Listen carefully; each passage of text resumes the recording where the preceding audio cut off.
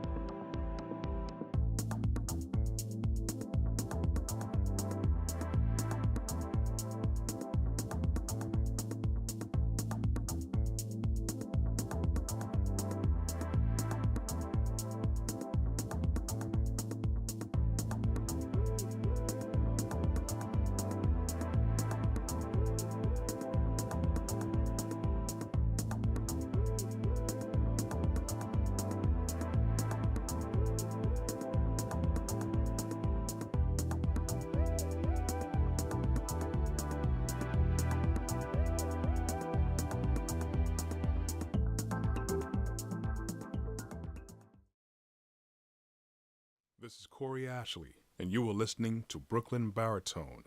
Thank you very much for lending me your time and your ears as you listen to a 2-cent segment on my brooklynbaritone.com website, where it's aptly named because I'm giving my 2 cents, basically my opinions based on my own experiences and knowledge. So hopefully you can gain some kind of value out of it. It may help you while you're vacuuming right now. Hopefully I don't put you to sleep.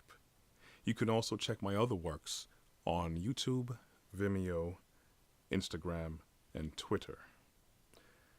Today, I just want to talk about something on my mind that people around me know. I use a term called Normalcy Bias. You can check that out in the search engine of Google. I also call it AKA complacent compromise. Basically, normalcy bias is when you know something isn't right, but you're not really doing anything to change it. A situation could be wrong, or it could be something immediate or something that you're just used to, but you're doing nothing positively to change it.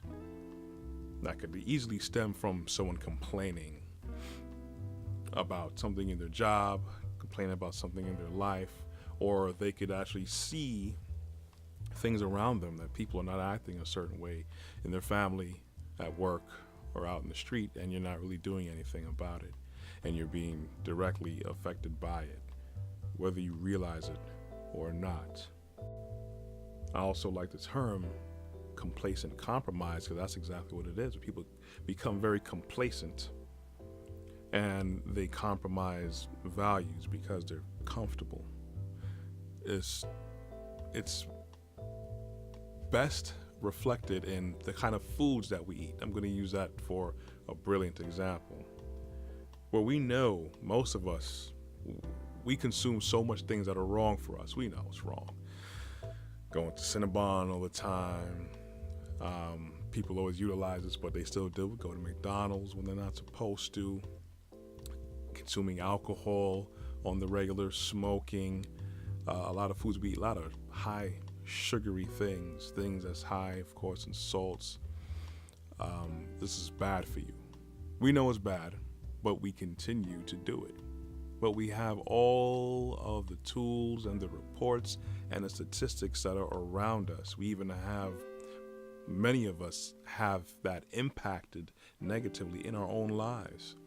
Whether we have to go through taking insulin shots, where we have high blood pressure, where we're overweight, we have migraines, we're constantly sick, we have people who are in the hospital through cancer, through heart disease, through many, many things, a myriad of things that basically are a direct result of what we do because we're comfortable and we even know better, but we don't want to do better. That's normalcy bias. So with those examples that I've used, yes, cancer, high blood pressure, diabetes, all these things, that should at least cement the danger involved with having normalcy bias or being complacent and compromising something better for us. That should at least hit the nail on the head with a lot of people. Because a lot of things that we do and we allow cause a downfall. So if we can just think about just the physical aspect of it, now start to think about the mental and the spiritual aspect of it. The things that we don't really pay attention to, the things that we don't really see because it's not in front of us, and at the same time it is in front of us. When you look at how people treat each other, we look at the movies, television shows, what they portray. You could say reflects real life, but that's a sad thing if real life is about a lot of negativity, a lot of promiscuity, a lot of abuse emotionally of people, where people are very materialistic, people are nasty. So if that's a reflection of who we are, then I think we have to look really hard and long in the mirror and ask ourselves, really, what are we allowing us to go through? What are we allowing children that we're supposed to care for to go through? What kind of legacy are we leaving for us down the road and those after us? What does it say when we curse all the time? We accept cursing all the time. It's called a curse for a reason. Something negative, just something foul coming from your mouth. What happens when doctors tell us, people tell you, you do research, you hear it, that you shouldn't smoke, but we still do it. We know it's bad for us, but we still do it. We're comfortable with it. To the point where we're so comfortable, yes, some people do form an addiction to it. And it's not just cigarettes, alcohol, or drug abuse. People become addicted to watching television. We all know that a lot of us are addicted to social media and being on our smartphones, iPhones, Android devices, our tablets, our computers. A lot of people are addicted to that. They have to always see a new, fresh post of something. We're also addicted to workaholics. The reason why that term is an actual term now, workaholic. Because most people, a lot of people who are workaholics, they do it because that's their only thing that they think they know how to do well in their life, and they put all their energy and time into it and neglecting everything else. So addiction can be many different things, not just certain things. It can be sexual addictions, and we become so complacent to it, it becomes normalcy bias, where it's normal to us. And the problem is we don't know how to separate something when it's normal for us, because it's practiced over and over again. It's embedded in us from other people, from what we're around, from what we're exposed to over and over and over again. It becomes basically indoctrinated into us, where we think it's okay now because we're so used to it and everybody else does it. So what's the big problem? And there is a big problem, where we have to really take a step back and look at what we're doing to ourselves and to each other. Where we have to be humble and understand that we don't make our own standards. Our standards come from something higher than us. Because if we are left alone to make our own standards, and we can see the example of that everywhere we look and go. The example of people doing what they want to do and setting their own standards of how to live and have values and their moral compass, or where that's pointed.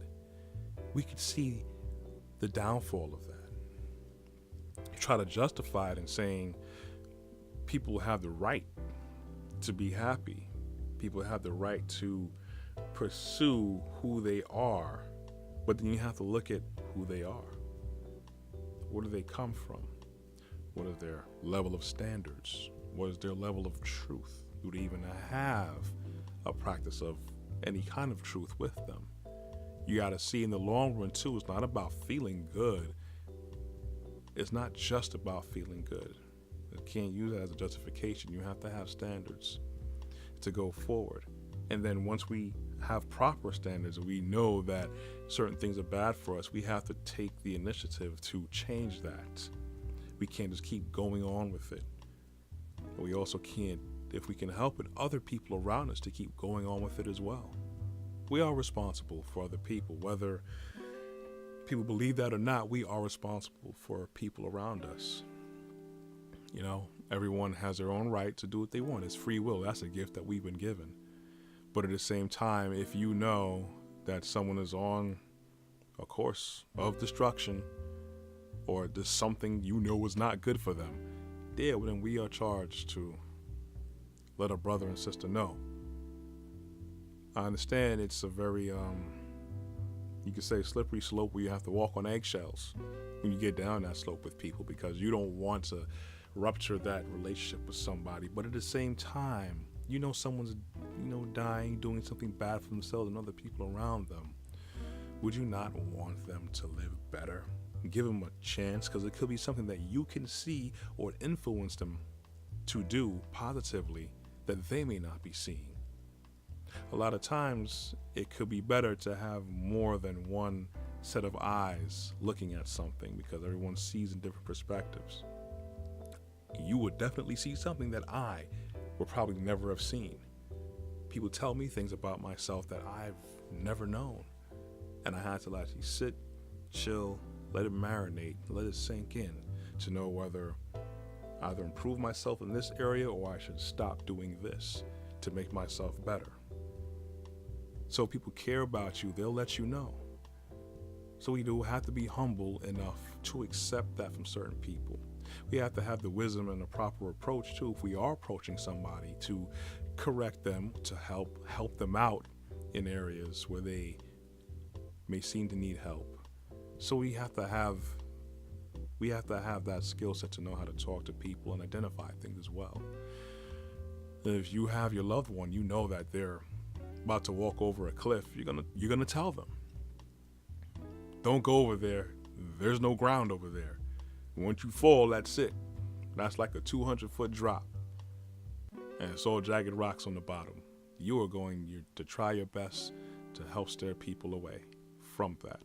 So we have to look at that. We have to look at that in that same aspect when we're trying to go forward and improve things in life. That change that you want to see in the world, while seeing this statement repeated so much, so often, you have to start being that change. Even if no one else is doing it, but you have to know and understand, is it positive, is it constructive for yourself and others around you? You have to really see what the end results are going to be. Again, it's not just, I'm just going to do me and to hell with everybody else. You have to have wisdom, you have to have humility. Those are one of the first key things you have to do to exert that kind of power. And it is power to influence people, and even more so to influence people to a constructive, positive pathway. We have to stand up and know certain things that we may be doing personally and what we're doing collectively. A lot of things are not good. A lot of things are not good. That's because people accept it. That's what I grew up with. Everybody else does it. That's no excuse. We all have to look past what's just comfortable. And history is littered with examples of people being complacent. And then the negative impact of being complacent, especially going down a negative path. When you're positively constructive, that means you're building, you're constantly building. Every day is an opportunity to learn something new. Every day is an opportunity to become better than you were the day before. And it doesn't stop with you, it stops with everything around you. So the more you build yourself, best believe, especially if you're around people, you will be building other people up too, whether directly with your words or indirectly by your presence and your character and your actions. So we have to be that change we want to see. A lot of people know things are wrong. Many people complain about it. A lot of people do something about it. But we have to actively, all collectively, do it. If there's a tremendous wrong happening, then we all have to come together collectively, in unison, to eradicate that wrong or to change it to something better. You can't just leave it for the next guy. So we know what we need to do. If we have negative thought, we got to change that. It may be hard, but guess what? It may be hard, but it is not impossible. We have that free will, that beautiful gift we have been given. It may be hard, but guess what? Just like how we become addicted to things, it wasn't overnight. We had a lot of practice and a lot of exposure to get to the point where we are, where something we know is bad, but we still do it, we can't shake it. That can work in reverse. We go ahead and do something positive. We have the proper mental capacity to recognize something where we need to change it, and we put our minds to it. Again, it's not overnight we get to somewhere bad where we don't want to be. we just so used to it. We don't understand how we got to this point. So now we got to work our way back out that pit. It may be slippery, but you keep trying and climbing to get better, and I guarantee you'll start to see the change. Once your mind changes and you put the perseverance for your body to follow, you're gonna get better. It's gonna suck. It's definitely gonna suck. So you get to a certain point, you gotta know where you gotta get to, where you need to get to. Keep doing it. Don't stop. Don't be complacent. Don't be complacent, and don't compromise values because of convenience or comfort. Those will kill you. It may not kill you right now, but it is killing you slowly but surely, eating away at your mind, your body, and your spirit. Conquer that. Know what's wrong. Know what you need to do. I try my best every day, so you're not going to be the only one struggling. You're not going to be the only one struggling with whatever it is you're struggling with. However you need to find that support, you do it. We got to do it. We owe it to ourselves and everyone around us, and if you have children, to our children, to be our best. Well, that's about it. Hopefully I helped somebody. I know it does help me when I get this out too as well. But I want you to keep listening. And please go to my website, brooklynbaritone.com. Leave a comment, subscribe as well.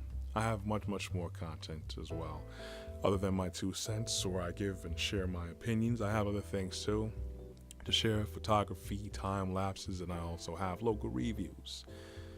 So I have more than enough, hopefully, for somebody and everybody out there. Again, till next time, check me out on Twitter, Instagram, YouTube, Vimeo, and BRIC. Talk to you soon.